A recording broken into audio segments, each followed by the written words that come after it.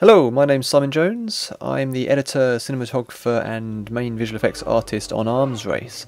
Because it was quite a small film, a lot of us did multiple roles. I ended up doing most of the post-production stuff. So I thought I'd record this commentary to talk about some of the processes that went in there. Here we have the opening credits, which some people call all the running stuff. Sometimes it's frowned upon to have opening credits on a short film, but we couldn't resist it because this piece of music works so well. So coming up here we have our first sort of major visual effects shot, I suppose. We've had a few lasers and explosions already. But the first thing that required a little bit of work was the shot of Neil having his hat shot off. This was actually done as a kind of practical effect in some ways, in that we had a string attached to the front of the hat. If we just quickly switch over here, you can see this is a raw shot, ungraded. This is what we got straight out of the camera. You can see the look was quite different back then. But primarily, if you look here, I have no idea if this will show up on the YouTube compression, hopefully it will, but there's a fairly obvious string. Now the weird thing about string, even when you're talking about really thin stuff here, I think it was probably fishing wire, although you can barely see it with the naked eye when you're shooting it, as soon as you get back and look at the actual footage, it's incredibly obvious. So that was rather annoying. We then got Nigel Potter, who is the guy that did the matte paintings, which I might be looking at later on, to paint out this shot, which resulted in a nice clean area over here. And then we also put in some fake pyro stuff here. I imagine Nigel, the director, would have liked to have done real pyro on the hat here, but obviously doing pyro right next to someone's head, not a great idea. So yeah, that's kind of where we ended up with that. Back to the film, you can see there the actual final grade makes it all look much more rustic and steampunky. The lasers were just simple, bright, animated, straight things, which were just timed with some sound effects and the occasional CG pyro. Most of the pyro stuff is CG, although a few of the shots in this opening did have real smoke. And later on, when the gun starts firing up, that's kind of half CG smoke, half real smoke. That shot just there was shot on a 550D, little DSLR. The whole rest of the film was shot on an HVX 200. But yeah, a few pickups were needed just to fill in a few gaps, including that close-up shot of the head there. That was initially a lot more of those kind of shots and kind of big epic kind of visuals, but in a later cut of the film it all got cut down a lot more. Just because although it looked nice, it didn't really serve the film, and you have to cut out stuff that isn't moving the story forwards. That's also why there's some slight continuity errors just there with the hat, but I'm sure no one will mention that on YouTube, right? People don't spot that kind of thing. Chris here, who you see now looking for a lighter, who's actually our second actor playing the role of Higson in the space of about half an hour, because the original actor, whilst coming down the side of the trench here, unfortunately did his ankle and couldn't carry on. But thankfully Chris, who's also the writer, was able to step in and take on the role. So yeah, he didn't really have much time for preparation, but he just got into costume and off he went. So this shot is the big reveal shot of the battlefield. Particularly difficult to put together given the resources we had, which were fairly minimal. We didn't have a big budget, or in fact really any budget for the visual effects. So what we have here is basically two actors shot on a green screen and then composited onto this matte painting, and then a whole load of pyro stuff, and then the grease and dirt and vignetting for the binoculars. And then when we slide over here, although it kind of looks like it was all in one shot, it's actually two separate pieces that we use this little whip pan to cover the cut. And again here, multiple actors, different actors, so you know, some of the budget went in there. The miniature repeated a few times, so it looks like there's more than one robot, and then it's just a matter of piecing it all together. It was a little labour intensive, but I think it just about works. Okay, here we have the introduction of the gun. The gun was a real prop, obviously. Parts of it worked and parts of it didn't. That smoke you saw coming out at the start was CG, whereas this smoke is completely real. You always want to try and mix up things like that, so that you're never quite sure if you're looking at fake smoke, real smoke, what's going on. So yeah, also the barrel itself did rotate. That was completely real. But obviously some of these other elements aren't real. So here's the original shot again, looking very grey and kind of overly green. The grade on Arms Race was pretty heavy, as you can tell, and thankfully we could sort of get away with that thanks to the steampunk genre. Yeah, so we had a rotating barrel. but that was about it. There was a slot for bullets to fall out of, but they just kind of drooped and dropped down here and didn't really go anywhere. They didn't eject with the force that you wanted. So yeah, we have the muzzle flash here, which was based on the muzzle flash from the minigun in Terminator 2, where it's got this really nice kind of double flash thing where you get it how it looks here, and then you get a thinner, longer one, and we kind of alternate between those two, so it gives it a real kind of like aggressive look to it. That was relatively easy. That was done in Vision Lab, which is FX Home software. Got a really good muzzle flash generator and makes that kind of thing really simple. You can customize it however you want, as realistic as you want or as fantastical as you want.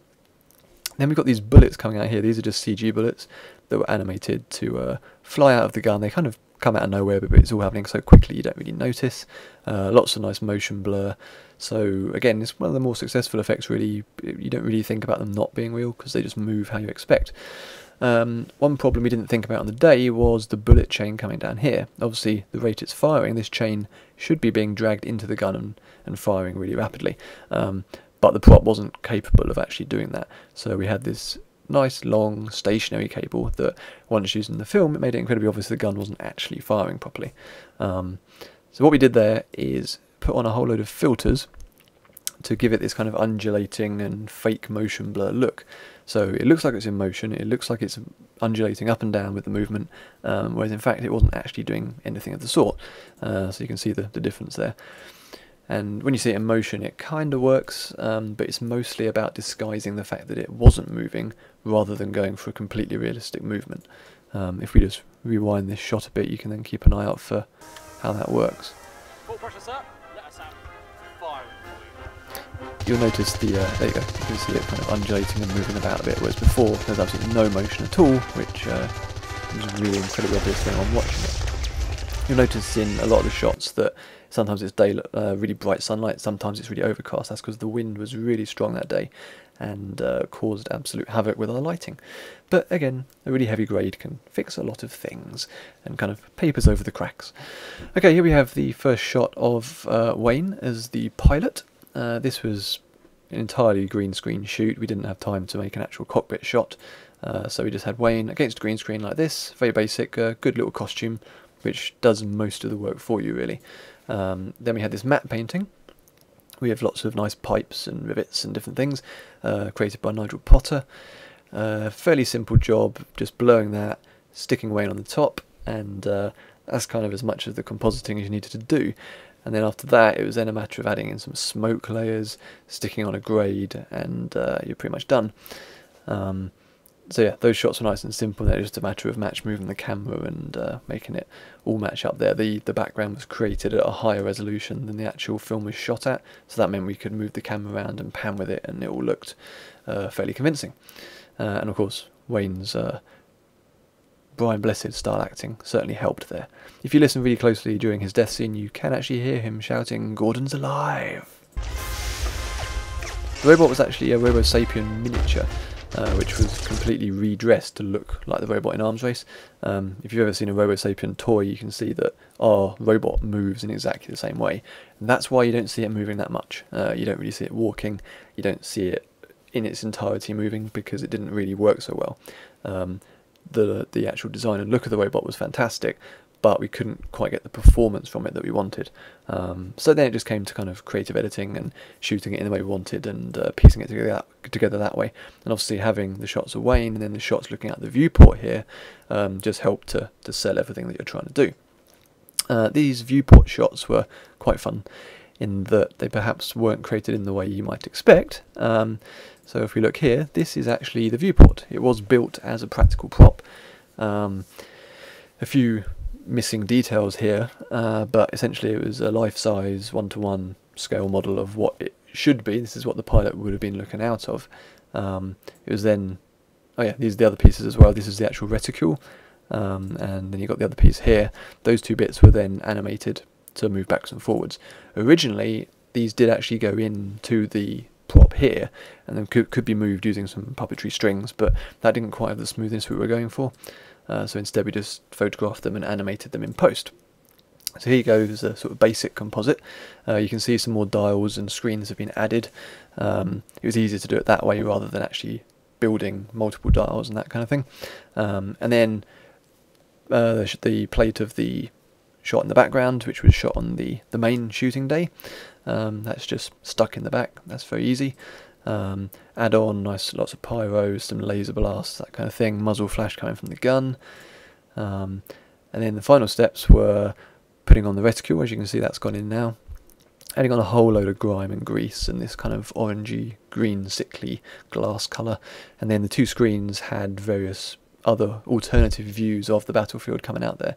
The big one that overlays on the screen here actually shows whatever the reticule is looking at the time. So that was quite a neat little addition there. The sparks initially aren't real, and then when you cut to the other shots it then is a real spark. So the very first shot where he touches to the glowing gun, as you can see coming up in a second, here we go. That'll be there, that's CG, that's real. Of course, most of this shot isn't real, but it's probably more of the shot than you might think, because we made a terrible mistake when shooting this, and if you have any experience with visual effects or working with green screen, you're going to laugh when you see this. That's the original shot that we had. Now, the point of green screen is to make it easy to cut out the background from whatever your foreground element is. It means that rather than having to painstakingly roto it, which means drawing around it, you can essentially just press a button and the green screen's wiped out. Unfortunately, we had the most pitiful green screen ever, so it didn't actually cover both the actors, let alone the rest of the environment and the sky. We might have got away with it if it wasn't for the aforementioned wind. These clouds were moving across the sky incredibly quickly. So literally, like the cloud on the right of the screen, by the end of this shot would be halfway along. So you can imagine that as the clouds move behind the green screen, you then have this massive continuity error, because once you remove the screen, suddenly you don't even have the information for the clouds, and you're basically a bit screwed because there's just no way to do it. So what we did was cut out most of the shot. So we lost the green screen and we lost a lot of the stuff to the right and all the sky essentially. If you compare it, you can see that everything except the actors and the bit they're standing on and a little bit of the trench to the left is removed. So quite a drastic removal there. And yeah, a bit of a pain in the arse to do. So we then replaced it with this, which works fairly well. And it looks mostly like it's most of the original shot, but in fact this is a completely new sky, completely unrelated to the original. And you'll also notice that the trench part on the right, with the sandbags and the extra branches over here, wasn't the same as the original. We have the original here, and that's what it looked like, sandbags end just next to his legs. Take that off, put on some extra, and suddenly the trench and the sandbags is a lot bigger. So this shot actually kind of has a few continuity issues in that the trench is about twice as wide as it is in the other shots. Looks kind of cool. I mean, I wish we could have built the set this big, but that wasn't really an option. But just due to the odd way this shot came together, and we had very limited kind of plates to use. We didn't have a nice clean plate, which was kind of noob error, but that's the way it goes. But we managed to randomly cobble together this this kind of new version of the original shot. We then had miniature on a green screen. That was all fairly simple, and then it's just a matter of compositing it in. And then the final steps, of course, are the grading, which then makes it look like this. And hopefully most people watching it don't notice all the bits and pieces that went into it. They probably notice the robot and know that's not real, but hopefully you don't notice all the fake set and sky going on around here. Of course, now I've just told you all about it, everyone will know, but hey, not happy about that shot, but yeah, you can't get all the shots exactly as you want them to be. Again, we had a slight cop out with the destruction of the robot, and we just have this kind of white out here. You do see some flames go up, but not very much, but essentially the performance of the robot and the resources we had for doing visual effects didn't really mean we could show the robot falling apart and blowing up and disintegrating. That just wasn't really going to happen in terms of what we had. This final shot here, in theory extremely simple, in practice a bit of a nightmare again, because it was meant to be a locked off tripod shot, which then makes removing the green screen and replacing the background really simple. Instead, I think possibly due to the wind, the tripod was wobbling slightly, and that's really quite irritating. A small, slight wobble is almost worse than a really big movement, because it's so hard to compensate for. Thankfully, found some decent motion stabilizing software and ran it through that, and that stabilized it just enough, and then I did a few sort of fake edits that when it goes close in, it's all the same shot, just zoomed in slightly, and that mostly covers up the slight wobble. But if you know what you're looking for, you're going to see it. So yeah, that's Arms Race and a little glimpse at some of the visual effects shots. Hopefully that was of interest. I hope to get some more commentaries by some of the other cast and crew, but we shall see if that happens. We'd love to do more in the Arms Race universe. Some of the comments people have given us is that they'd like to see maybe a web series or something like that. Whether we'll be able to, I'm not really sure at this point. But yeah, certainly there's ideas bubbling around for more in the Arms Race world. So hopefully we'll see you again when that comes round. Right, thank you very much for listening.